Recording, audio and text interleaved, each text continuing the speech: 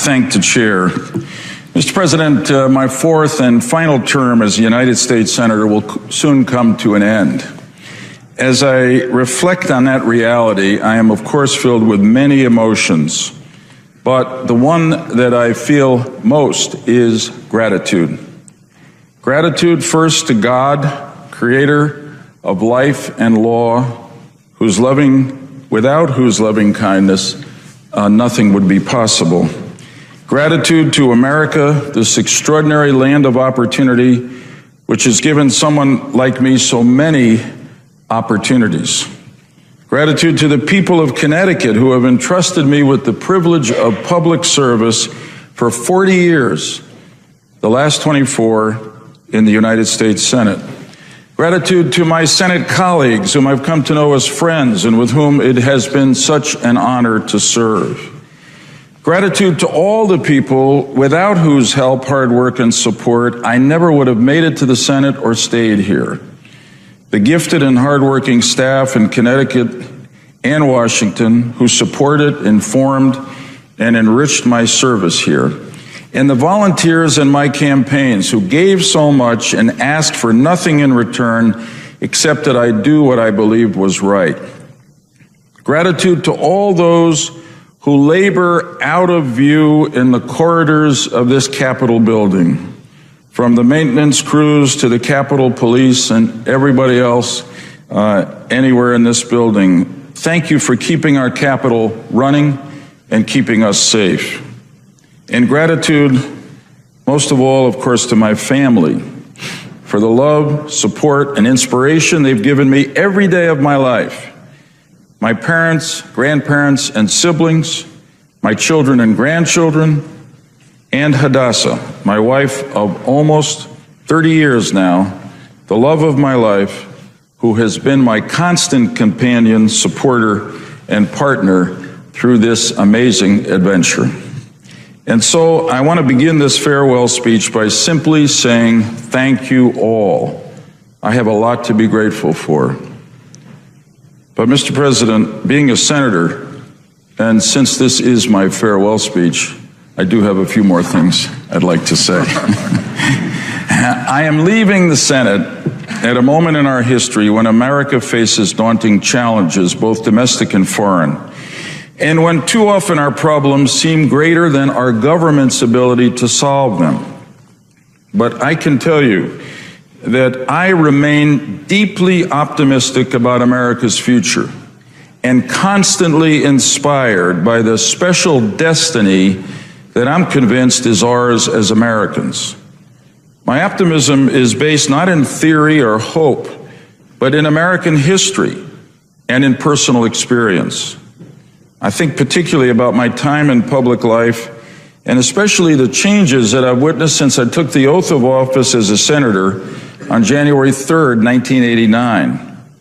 The fact is that over the past quarter century, America and the world have become freer and more prosperous. The Iron Curtain was peacefully torn down and the Soviet Empire defeated. The eternal values of freedom and opportunity on which America was founded and for which we still stand have made global gains that were once unimaginable. We've seen the spread of democracy from Central Europe to Southeast Asia and from Latin America to the Middle East. Hundreds of millions of people have been lifted out of poverty in places like China, India, and just about every other corner of the globe. And technological advances have transformed over almost every aspect of our daily lives. When I started here in the Senate, a BlackBerry was a fruit, and tweeting was something only birds did. No more. None of these extraordinary developments happened by accident. In fact, to a significant degree, I would say they were made possible by the principled leadership of the United States, by the global economy and international system that America created with our diplomacy and protected with our military, and by the unique culture of freedom, innovation, and entrepreneurship that flourishes in our country and that remains the model and inspiration for the rest of the modernizing world. We have every reason to be proud of the progress of humanity that has happened on America's watch, and here at home to be grateful for the countless ways in which our own country has been benefited in the process. We live in a world whose shape and trajectory the United States, more than any other nation, is responsible for. It's not a perfect world, I know that, but it is a better world than the one we inherited, and in my opinion, it is actually in so many ways a better world than has ever existed before. Here at home, over the past quarter century, we've moved closer to the more perfect union our founders sought, becoming a more free and open society in ways I would guess those same founders never could have imagined.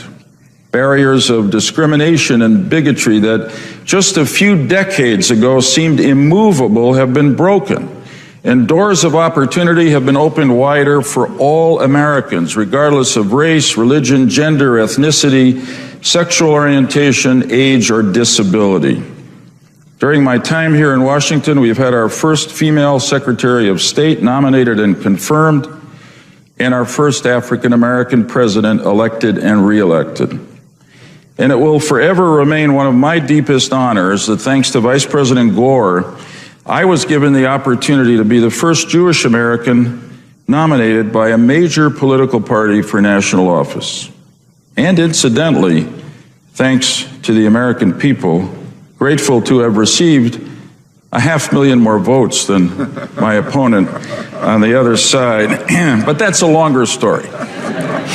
So, while there is still much work to do and many problems to be solved, I believe we can and should approach our future with a confidence that is based on the real and substantial progress we've made together. What's required now is to solve the urgent problems we still have. And what's really required to do that is leadership. Leadership of the kind that's never easy or common, but which we as Americans know we can summon in times of need because we've summoned it before. Today, I regret to say, as I leave the Senate, that the greatest obstacle that I see standing between us and the brighter American future we all want is right here in Washington. It's the partisan polarization of our politics, which prevents us from making the principled compromises on which progress in a democracy depends, and right now, which prevents us from restoring our fiscal solvency as a nation. We need bipartisan leadership to break the gridlock in Washington that will unleash all the potential that is in the American people.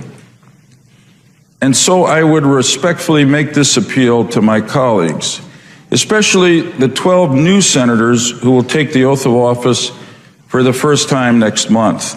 I know how hard each of you has worked to get elected to the United States Senate. And I know that you worked so hard because you wanted to come here to make a difference for the better. There's no magic or mystery about the way to do so in the U.S. Senate. It requires reaching across the aisle and finding partners from the opposite party. It means ultimately putting the interest of country and constituents ahead of the dictates of party and ideology. When I look back at my own career, the legislative achievements I'm proudest to have been part of, like passing the Clean Air Act in 1990, stopping the genocide in the Balkans, creating the 9/11 Commission and the Department of Homeland Security, reforming the intelligence community, reorganizing FEMA, and repealing Don't Ask, Don't Tell, all were achieved only because a critical mass of Democrats and Republicans found common ground. And that is what is desperately needed in Washington now to solve our nation's biggest problems and address our biggest challenges before they become crises or catastrophes. Our future also depends on our nation continuing to exercise another kind of leadership, and that is leadership beyond our borders. This too has never been easy or popular. Americans have rarely been eager to entangle ourselves abroad, especially at times when we've faced economic difficulties at home, as we do now. There's been the temptation to turn inward, to tell ourselves that the problems of the world are not our responsibility or that we cannot afford to do anything about them. In fact, the prosperity, security, and freedom of the American people depend more than ever before on what's happening in the rest of the world. And so too does the rest of the world depend especially on us. I know we can't solve all of the planet's problems by ourselves, nor should we try. But the fact is that none of the biggest problems facing the world can or will be solved in the absence of American leadership. And here too, I appeal to my Senate colleagues, and again, especially those who will take the oath of office for the first time early in January. Do not listen to the political consultants or others who tell you that you shouldn't spend time on foreign affairs or national security. They're wrong. The American people need us, the Senate, to stay engaged economically, diplomatically, and militarily in an ever smaller world. And do not underestimate the impact you can have by getting involved in matters of foreign policy and national security, whether by using your voice to stand in solidarity with those who are struggling for the American ideal of freedom in their own countries across the globe, or working to strengthen the foreign policy and national security institutions of our own country, or by rallying our citizens to embrace the role that we as a country must play on the world stage as both our interests and our values demand. None of the challenges we face today in a still dangerous world is beyond our ability to meet. Just as we ended the ethnic cleansing in the Balkans, we can stop the slaughter in Syria. Just as we nurtured the democratic transitions after communism fell in Central and Eastern Europe, we can support the forces of freedom in the Middle East today. And just as we were able to prevail in the long struggle against the Soviet Union during the Cold War, we can prevail in the global conflict with Islamist extremism and terrorism that we were forced into by the terrorist attacks of September 11th, 2001. But all that, too, will require leadership in the United States Senate. It will require leaders who will stand against the siren song of isolationism, who will defend our defense and foreign assistance budgets, who will support, when necessary, the use of America's military power against our enemies in the world, and who will have the patience and determination when the public grows weary to see our battles through until they are won. Mr. President, I first set foot in this chamber almost exactly 50 years ago in the summer of 1963, inspired, like so many in my generation, by President John F. Kennedy and his call to service.